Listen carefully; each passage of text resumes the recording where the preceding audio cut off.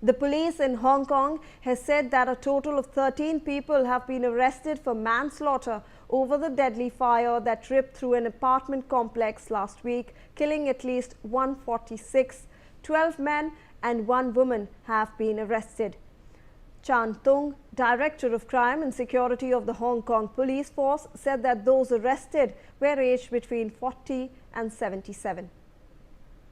Joining us on the broadcast is my colleague Brian Thomas with more on this. Brian, we finally know that the number of arrests have been made in this Hong Kong fire. We also know that it took the life of 146 people, but finally 13 people have been arrested for that deadly fire. Well, yes, clearly authorities in Hong Kong have now arrested 13 people now in connection with the devastating fire at the very Wong Fu Court, and their detention also comes a part of the inquiry that has been going on itself, and was a deadly mix, believed rather to be a deadly mix of negligence, substandard materials and possible corruption itself. Now investigators are also saying that the buildings were also undergoing renovation and had been wrapped in bamboo scaffolding, protective mesh sheets itself, waterproof tarpaulins and even plastic sheeting, elements that are now even suspected of standards itself. Now, even very important, a very key issue that is also coming to highlight is the fact that some window and external walls have also been sealed or covered with flammable foam boards and plastic netting also, which may be a probable cause itself. And clearly the materials reported helped the fire itself again, to spread with alarming speed once it was ignited. Yes.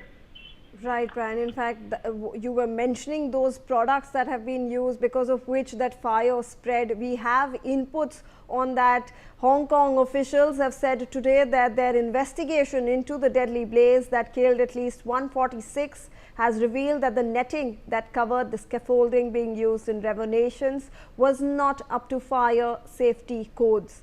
Officials also went on to say that investigation so far showed that the mess and the styrofoam were the cause of the fire. Officials overseeing the investigation said that the tests on several samples of a green mesh that was wrapped around the bamboo scaffolding on the buildings at the time of the blaze did not match fire retardant standards. Chief Secretary Eric Chan said that contractors working on the renovations use these substandard materials in hard-to-reach areas, effectively hiding them from inspectors. Foam insulation used by the contractors also fanned the flames, and fire alarms at the complex were not working properly. So, Brian, we now know that there is an investigation currently going on, and the preliminary reports are stating that the materials that were used for renovation were substandard, and hence those contractors were in fact arrested. But these materials like the styrofoam and the mesh were really substandard, and that's what led to this massive fire, Brian.